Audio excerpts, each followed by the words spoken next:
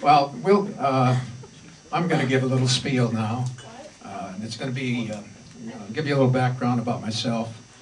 I put in almost 5 years in the Air Force from 1941 to 1945. I flew in B-18s, which is an old twin-engine pot-bellied plane. I flew in B-25s and then B-24s. And eventually had sort of a misadventure in a B-24. But we were shot down in December of '43 with one mission to go. And when I got back home, I eventually went to work for Hughes Aircraft, and I worked for him for over 30 years as an engineer. But some of you guys have heard some of my POW experiences before, but what I want to, especially for the younger people, there's two things I want to talk about today.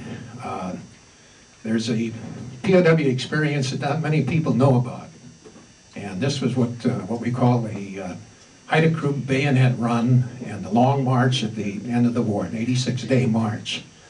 But the prelude to that, we were shot down on our next to last mission before we'd go home. The raid on Ludwigshafen, Germany, and we were shot down near the Ardennes area.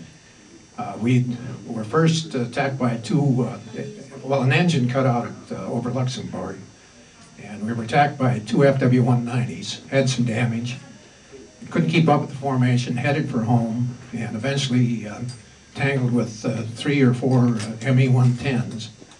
They eventually we'd shot down 2 ME-110s that day, but they eventually got us, set the plane on fire, and we had to bail out. Without getting into all the gory details, it was in the hospital for about 4 months in France, and then we moved to a prison camp on the old Memel-Lithuanian border, Staligov 6.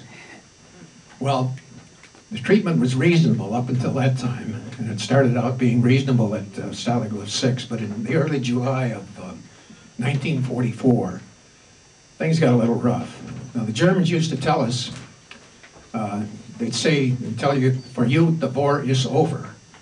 But along about July of '44, the war really started up again for us because the Russians were advancing, and we started on what became known as the Haida Group bayonet run.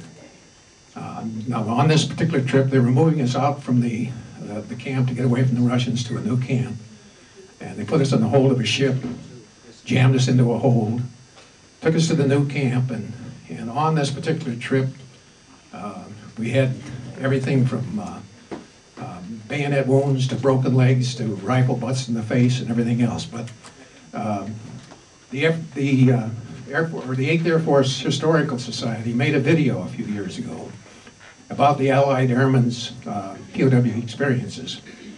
And I think what I've done, I've condensed this video down into about a 3-minute video, and it tells the story of this, what I call a bayonet run. For that picture, but I hope you can hear the sound. But just one more brief thing. They mentioned the German captain. He was a typical Nazi that was on the bayonet run. And they later caught him after the war, and the 2 sergeants, and they got him on war crimes. Now, they served, I think, 2 years, but then the Cold War came along, and they released him after 2 years. If we would have had anything to do with it, we'd still have him in the local Hooskow. But that's just a brief story of some of my POW experiences. But now, I think some of the guys have brought in some...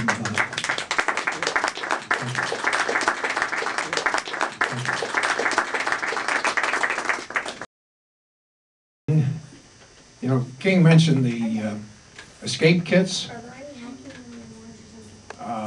The escape kits that we had in 1943 contained a compass, but it was about the size of your thumbnail. And I managed to bring that, or keep that compass with me all the way into prison camp. It's a mixed company, so I won't mention where I hid it. And on escape, just a couple of comments. We had three members of our crew got into the French underground. 2 of them, it took them 6 months, and they got all the way across France and then across the Pyrenees into Spain. When they got into Spain, they would throw throw the guys into the local who's cow. But British diplomats would tour these jails, and they'd pull diplomatic strings. So anyhow, it took them 6 months, and they got back to England. The tail gunner, the third guy that was in the underground, he was loose for 4 months, and he was eventually captured in Paris. But the underground, French underground, they were super patriots, but the Germans, but there were also Frenchmen that were collaborators. And the tail gunner was captured because of a German collaborator. The Germans would infiltrate the underground with French collaborators. And so that's what happened to him. And just one other comment, when the flight engineer was one of the guys that got back through Spain. When he got home, he made a recording on an aluminum record, a 2.5-hour recording of his experiences.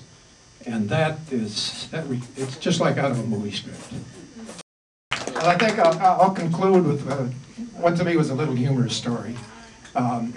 We were close to finishing our missions, and after you finished the 25th, you would go home. So, of course, liquor was rationed in England, but you could buy booze on the black market. So we had trying to accumulate black market booze. We were in a little pub in a town near Norwich, and went in, we talked to the barmaid and so on, and said, you know, under the counter or whatever, we'd like to get some liquor.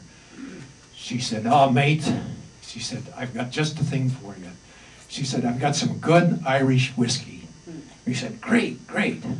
So she went into the back room and she came out with a bottle, and it had a handwritten label on it that said Irish whiskey. So we bought it though. We never got to use it.